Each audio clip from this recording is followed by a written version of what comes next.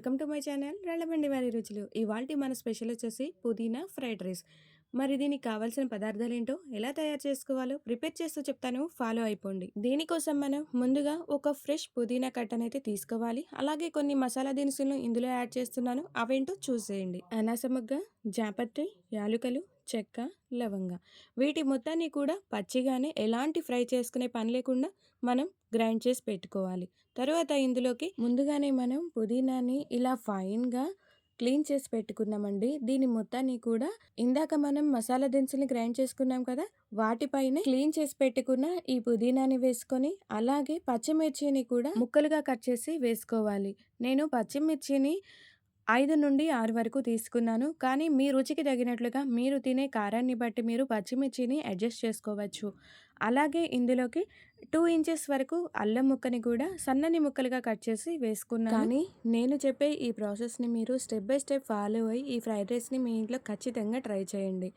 చూసారా, అల్లం ముక్కలు మనం ఇందులో యాడ్ చేసుకున్న తర్వాత వెల్లుల్లిని కూడా ఇందులోకి యాడ్ చేస్తున్నాము. ఈ వెల్లుల్లి రెబ్బలు 10 నుండి 12 వరకు ఉంటాయండి. ఇలానే వెల్లుల్లి రెబ్బల్ని ఇందులోకి యాడ్ చేసుకున్న తర్వాత మనం దీని మొత్తాన్ని కూడా మెత్తని పేస్ట్ లాగా గ్రైండ్ చేసుకోవాలి. కాబట్టి ఇందులోకి ఒక చిన్న హాఫ్ గ్లాస్ వరకు వాటర్ని కూడా యాడ్ చేసుకోవాలి. ఇప్పుడు దీని మొత్తాన్ని కూడా పేస్ట్ లాగా గ్రైండ్ చేసుకున్నాను. చూడండి ఎలా ఫైన్గా పేస్ట్ లాగా వచ్చేసిందో. ఇప్పుడు దీని మొత్తాన్ని కూడా పక్కన పెట్టేసుకొని మనం ఫ్రైడ్ రైస్ చేసుకోవడానికి రైస్ని ప్రిపేర్ చేసుకుందాము. ఈ పుదీనా ఫ్రైడ్ రైస్ నేను కొంచెం ఎక్కువ క్వాంటిటీలో ప్రిపేర్ చేస్తున్నానండి. అందుకోసం నేను 1 డబ్బా వరకు బియ్యాన్ని తీసుకున్నాను. నార్మల్ రైసే తీసుకున్నాను. ఇప్పుడు నేను చేసే ఈ క్వాంటిటీ ఈ పుదీనా రైస్ అనేది దాదాపు 4 నుండి 5 మెంబర్స్ వరకు సరిపోతుంది. చూసారా, 1 డబ్బా వరకు నేను బియ్యాన్ని తీసుకున్నానని చెప్పాను కదా. ఇప్పుడు బియ్యం మొత్తాన్ని కూడా ఇలా వాష్ చేసుకుని పక్కన పెట్టుకోవాలి. ఇలా పక్కన పెట్టుకునే ముందు ఇందులోకి కొన్ని వాటర్ని యాడ్ చేసుకొని పక్కన పెట్టుకున్నట్లయితే బియ్యం కొంచెం నానుతూ ఉంటాయి. ఇలా వాటర్ని కొన్నిటిని యాడ్ చేసుకొని మనం పక్కన పెట్టుకుందాము. తర్వాత ఇందులోకి ఇంకొన్ని ఇంగ్రీడియంట్స్ని యాడ్ చేస్తాము, అవేంటో చూసేయండి. 2 వరకు పచ్చిమిర్చిని, ఒక పెద్ద ఆలుగడ్డని, అలాగే 2 టమాటాని కూడా తీసుకొని ఇలా ముక్కలుగా కట్ చేసి పెట్టుకోవాలి. పచ్చిమిర్చిని అయితే మాత్రం సన్నని చీలికలుగా కట్ చేసుకోవాలి. అలాగే టమాటాని కూడా బారు ముక్కలుగా కట్ చేసుకోవాలి. ఇక ఫ్రైడ్ రైస్ చేసుకోవడానికి ప్రాసెస్లోకి వెళ్ళిపోదాము. స్టవ్ ఆన్ చేసుకొని స్టవ్ పైన ఫ్రైడ్ రైస్ చేసుకోవడానికి వీలుగా ఒక ప్యాన్ని పెట్టుకోవాలి. కొంచెం వెడల్పుగా మందంగా ఉండే ప్యాన్ని తీసుకోండి. అలాగే ఇందులోకి ముక్కలు వేయించుకోవడానికి సరిపడా ఆయిల్ని యాడ్ చేసుకోండి. ఈ ఆయిల్ కొంచెం వేడెక్కిన తర్వాత ఇందులోకి మళ్ళీ ఇంకొన్ని మసాలాలను యాడ్ చేయాలి. మనం ఇందాక ప్యూరీలో వేసుకున్నాం కదా, అలానే ఇందులో కూడా సేమ్ అవే మసాలా దినుసుల్ని యాడ్ చేసుకోవాలి. ఏం లేదండి, అనాస పువ్వు, చెక్క, లవంగ, యాలుక, జీరా. ఇందులోకి మనం జీరాని స్పెషల్గా యాడ్ చేస్తున్నాము. ఇప్పుడు ఇవి మొత్తం కూడా ఇలా కొంచెం ఫ్రై అయిన తర్వాత ఇందులోకి 2 బిర్యానీ ఆకుల్ని ఇలా సగంగా కట్ చేసి వేసుకోవాలి. ఇవి కొంచెం ఫ్రై అయిన తర్వాత ఇందులోకి ముందుగానే మనం కట్ చేసి పెట్టుకున్న ముక్కల్ని వేసుకోవాలి. ఆలుగడ్డ, అలాగే టమాటా, అలాగే పచ్చిమిర్చి ముక్కల్ని కూడా ఇందులోకి యాడ్ చేసుకున్న తర్వాత ఇవి కొంచెం ఫ్రై అవుతూ ఉండాలండి. ఒక 2 మినిట్స్ వరకు వీటిని ఫ్రై చేసుకుందాము. ఈ వీడియోని మీరు ఎక్కడా స్కిప్ చేయకుండా ఫాలో అయ్యి మీరు కూడా ఖచ్చితంగా మీ ఇంట్లో ఈ ఫ్రైడ్ రైస్ని ప్రిపేర్ చేసుకోండి. అలాగే మీ ఫ్యామిలీ మెంబర్స్కి రుచి చూపించండి.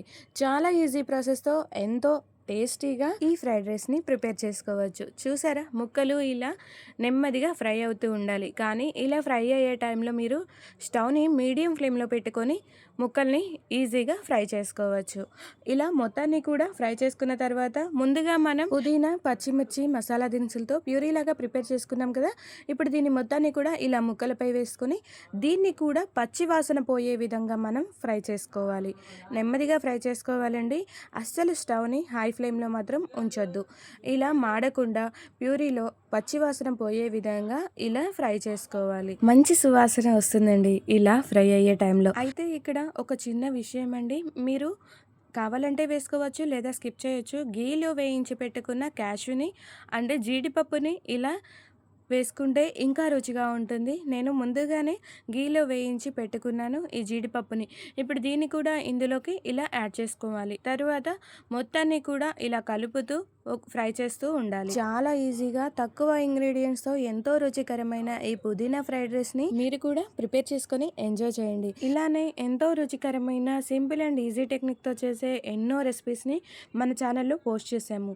ఒకసారి ఛానల్ని విజిట్ చేసి అందులో ఉన్న రెసిపీస్ని చూసేయండి. రెసిపీస్ మీకు నచ్చినట్లయితే ఒక చిన్న లైక్ ఇచ్చి సబ్స్క్రైబ్ చేసుకోవడం మాత్రం అస్సలు మర్చిపోవద్దండి. ఇప్పుడు చూశారు కదా, ప్యూరీలో ఉన్న ఆయిల్ మొత్తం కూడా ఇలా పైకి వచ్చేస్తుంది. ఇలా బబుల్స్లా వచ్చిన టైంలోనే మనం నిమ్మరసాన్ని ఒక చెక్క వరకు ఇందులోకి యాడ్ చేసుకోవాలి. అలాగే నేను ఇందులోకి సాల్ట్ని కూడా యాడ్ చేస్తున్నాను. మీ రుచికి తగినట్లుగా మీరు సాల్ట్ని కూడా ఇందులోకి యాడ్ చేసుకోండి. ఈ పుదీనా ఫ్రైడ్ రైస్ అనేది మీరు బ్రేక్ఫాస్ట్ లాగా యూస్ చేసుకోవచ్చు. లేదు అని అంటే ఈవినింగ్ టైంలో కూడా ఈ పుదీనా ఫ్రైడ్ రైస్ని చేసుకొని ఎంజాయ్ చేయండి. సాల్ట్ వేసేసాం కదా, తర్వాత ఇందులోకి ధనియా పౌడర్ని కూడా యాడ్ చేద్దాము. 1 టీ స్పూన్ వరకు ఇందులోకి ధనియా పౌడర్ని యాడ్ చేశాను. తర్వాత ఉప్పు, ధనియా పౌడర్ మొత్తం కూడా కలిసే విధంగా ఒకసారి ఇలా కలిపి పెట్టుకున్న తర్వాత ఒక ఫ్యూ సెకండ్స్ పాటు దీన్ని ఇలా వదిలేయాలి. తర్వాత మనం ముందుగానే వాష్ చేసి నానబెట్టి ఉంచుకున్న బియ్యం ఉన్నాయి కదా, వాటి మొత్తాన్ని కూడా ఈ ప్యూరీలోకి ఇలా యాడ్ చేసుకోవాలి. ఇలా యాడ్ చేసుకున్న తర్వాత మనం ఎంతైతే బియ్యం తీసుకున్నామో అంతకి డబల్ వాటర్ని యాడ్ చేసుకోవాలి. నేను 1.5 డబ్బా వరకు బియ్యాన్ని తీసుకున్నాను కాబట్టి ఇందులోకి 2.5 డబ్బాల వరకు వాటర్ని యాడ్ చేస్తున్నాను. అప్పుడే మనకి ఈ బియ్యం అనేది కరెక్ట్గా ఉడికిపోయి ఉంటుంది. ఏ మాత్రం వాటర్ అనేది ఎక్కువ తక్కువ అవ్వకుండా రైస్ అనేది పర్ఫెక్ట్గా కుక్ అవుతుంది. నేను నార్మల్ రైస్ని తీసుకున్నాను కాబట్టి 1 గ్లాస్కి 2 గ్లాసుల వరకు వాటర్ని యాడ్ చేస్తున్నాను. మీరు నార్మల్ రైస్ కాకుండా బాస్మతి రైస్ని తీసుకున్నట్లయితే 1 గ్లాస్కి 1.5 గ్లాస్ వరకు వాటర్ని యాడ్ చేసి, నార్మల్ రైస్కి వేసుకున్నట్లుగా 2 గ్లాసుల వరకు వాటర్ని యాడ్ చేసినట్లయితే బాస్మతి రైస్ అనేది చాలా మెత్తగా అయిపోతుంది. అందుకే 1 గ్లాస్కి 1.5 గ్లాస్ వరకు మాత్రమే మీరు వాటర్ని యాడ్ చేసుకోండి. ఇప్పుడు ప్యూరీలోకి ఈ బియ్యాన్ని మొత్తాన్ని కూడా యాడ్ చేసుకున్న తర్వాత ఇలా మొత్తం కలిసే విధంగా ఒకసారి కలిపి పెట్టుకోవాలి. తర్వాత ఇందులోకి వాటర్ని యాడ్ చేసుకోవాలి. నేను చెప్పాను కదా, 1.5 డబ్బా వరకు బియ్యాన్ని తీసుకున్నాను కాబట్టి 2.5 డబ్బాల వరకు వాటర్ని యాడ్ చేస్తున్నాను.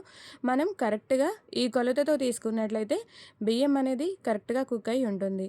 ఇలా మొత్తాన్ని కూడా ఒకసారి కలిపి పెట్టుకొని పైన ఒక మూతను పెట్టుకోవాలి. తర్వాత ఇది ఒక ఫ్యూ మినిట్స్ తర్వాత నెమ్మదిగా కుక్ అయి ఉంటుంది. చూసారా, రైస్ అనేది నెమ్మదిగా కుక్ అయిపోతుందండి. ఒక 20% అయితే ఇది కుక్ అయిపోయింది. మరొకసారి దీని మొత్తాన్ని కూడా ఇలా కలుపుకోవాలి. అప్పుడు అడుగున ఉన్న మసాలా దినుసులు ముక్కలు మొత్తం కూడా పైకి వచ్చేసి ఈవెన్గా కుక్ అవుతూ ఉంటుంది. ఇలా మొత్తాన్ని కలిపి పెట్టుకున్న తర్వాత మరొకసారి మూతను పెట్టుకొని ఒక ఫ్యూ మినిట్స్ పాటు మనం దీన్ని వదిలేద్దాము. పుదీనా అనేది ఆరోగ్యానికి చాలా మంచిదండి.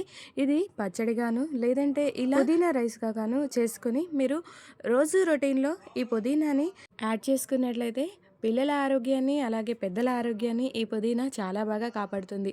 చాలా హెల్తీ అండి. మీరు కూడా ఖచ్చితంగా ఒకసారి పుదీనాని ఇలా ఫ్రైడ్ రైస్గా చేసుకొని ఒకసారి ఎంజాయ్ చేయండి. ఈ వీడియో ఎక్కడా స్కిప్ చేయకుండా మీరు చూసారంటే మాత్రం నేను చూపించినట్టుగా ఈ ఫ్రైడ్ రైస్ని చేసుకొని ఎంజాయ్ చేయొచ్చు. చూసారు కదా ఎంత ఫైన్గా కుక్ అయిపోయింది. మనం తీసుకున్న బియ్యానికి ఇలా కరెక్ట్ కొలతతో వాటర్ అనేవి కరెక్ట్గా పడ్డాయి అనుకోండి, రైస్ అనేది ఇంత పర్ఫెక్ట్గా కుక్ అవుతుందనమాట. చూసారు కదా, ఎంతో ఎమ్మీ అయిన మన ఫ్రైడ్ రైస్ చాలా రుచిగా ఉంటుందండి. మీరు కూడా ఖచ్చితంగా ఒకసారి మీ ఇంట్లో ఈ ఫ్రైడ్ రైస్ని చేసుకొని ఎంజాయ్ చేయండి. ఇప్పుడు ఫ్రైడ్ రైస్ మనకి సిద్ధమైపోయినట్లే. చాలా ఈజీ ప్రాసెస్తో మనం ఈ ఫ్రైడ్ రైస్ని ప్రిపేర్ చేసుకోవచ్చండి. మీరు కూడా ఖచ్చితంగా ఒకసారి ఈ ఫ్రైడ్ రైస్ని మీ ఇంట్లో ప్రిపేర్ చేసి మీ ఫ్యామిలీ మెంబర్స్కి రుచి చూపించండి. మీ ఫ్యామిలీ మెంబర్స్ ఒక్కసారి రుచి చూసారంటే మళ్ళీ చేయమని మిమ్మల్ని అడుగుతూనే ఉంటారు. ఈ వీడియో మీకు నచ్చినట్లయితే లైక్ చేయండి, షేర్ చేయండి, కామెంట్ చేయండి. మరెన్నో వీడియోస్ కోసం మా ఛానల్ని సబ్స్క్రైబ్ చేసుకోవడం మాత్రం అస్సలు మర్చిపోవద్దు. Thank you.